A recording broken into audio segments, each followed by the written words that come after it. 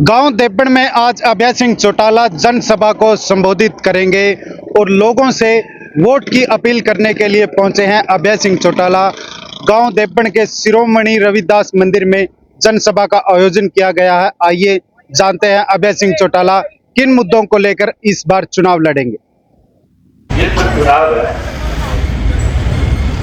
इस चुनाव में कुछ ऐसे लोग चुनाव बनाते हैं जो केवल दाव लगाना चाहते हैं। उनकी मंशा आप लोगों की मदद करना या आपकी कोई दिक्कत करना है या आपको साथ खड़ा बनानी है। वो तो केवल और केवल किस तरह से लोकसभा में पहुंचा जाए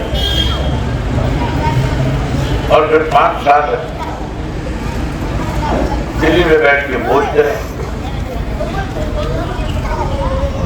आपको क्या कठिनाई है उससे उनका कोई सरोकार ना है। सीधा सा एक उदाहरण आपको बताता हूँ। वैसे तो माजरा जी ने आपके बीच में जिक्र किया, मेरे सामने 2 व्यक्ति चुनाव लड़े। एक नवीन जिंदर है जो देश के 10 बड़े घराने हैं, उनमें से एक है जिसके पास अथाह पैसा है, कोई कमी नहीं।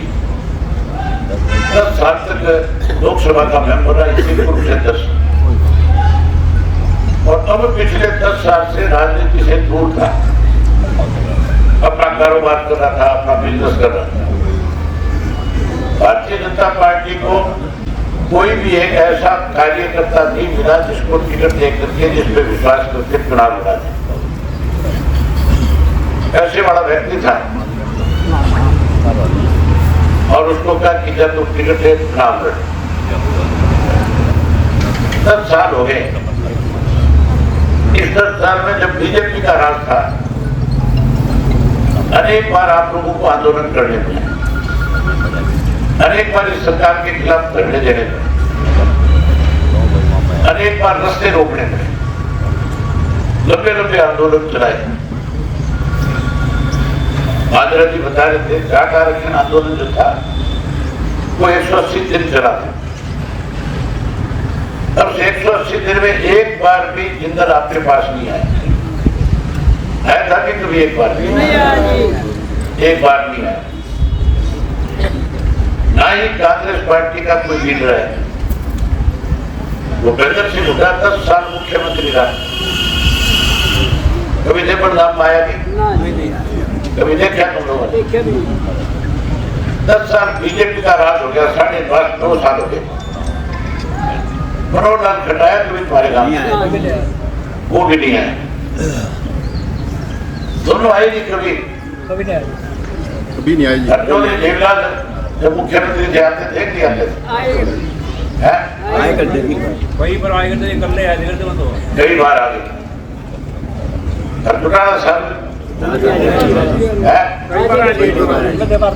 चौटाला साहब तो कोई गिनती नहीं होगी, पता नहीं कितनी बार आए। और मैं भी आया नहीं आया थारे का। हम तो थारे कोई भी दिक्कत कठिनाई होती है उसी वक्त आ जाते हैं। इनके 20 साल हो गए, 20 साल में कोई नहीं आया। तो फिर अपने पैर की पहचान करोगे कि नहीं करोगे? ये जो मेरे खिलाफ लड़ने वाले लोग हैं, ये तो बड़े स्टेट है, जिनको आप पूंजीपति कह सकते हो, जिनको कॉर्पोरेट घराने कह सकते हो। इनका कोई वास्ता नहीं है तुम्हारे से। आजकल जो आप पार्टी का उम्मीदवार है वो तो केवल एक बात गाँव में सिर्फ तो वोट काटने खाता है, कहता है ना। ये कांग्रेस का प्रचार है। उनसे ये तो पूछो, अगर ये वोट काटने वाले होते तो फिर ये हमारे सुख दुख के साथ ही नहीं होते। वोट काटने वाले तो ये है, उनसे ये करके फिर ना थारे गाँव में आके ये वोट काटनी है, उनकी रात काट दो इनकी रात। आज बात इस बात की है कि चिंता इस बात की है कि भारतीय जनता पार्टी ने कहा था पिछले इलेक्शन में हम 75 पार करेंगे। उन्होंने 75 तो पार करा नहीं, 40 ही पार कर सके। एक पार्टी मार में तो टूट के बनी थी, वानू कहती हम इन्हें जमुना पार करेंगे। उनसे वह जमुना पार तो है नहीं। जब इनकी 10 सीटें आ गया, जाके दोनों ने गठबंधन कर लिया। गठबंधन नहीं था, वो ठगबंधन था। आप सबको इस बात का खूब पता होगा कि हरियाणा प्रदेश को दोनों हाथों से लूटने का काम किया। कोरोना काल था, कोरोना काल में हम भय के माहौल में जी रहे थे और हमें कह रही थी भारतीय जनता पार्टी घर से बाहर ना निकलो, कोरोना हो जाएगा। और अपने आप उनके वजीर, उनके मंत्री, उनके विधायक शराब बेचने में लगे हुए थे, शराब घोटाला कर रहे थे, धान घोटाला कर रहे थे, चीनी घोटाला हो रहा था, खान घोटाला हो रहा था, हरियाणा प्रदेश में बारदाना घोटाला हो रहा था, पेपर लीक घोटाला हो रहा था।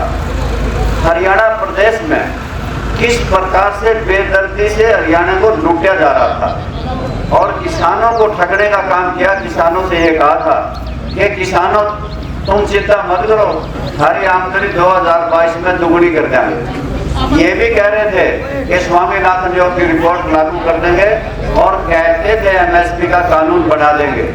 ना एमएसपी का कानून बना, ना स्वामीनाथन योग की रिपोर्ट लागू हुई, ना 2022 में आमदनी दुगनी हुई और 3 कानून और थोप दिए।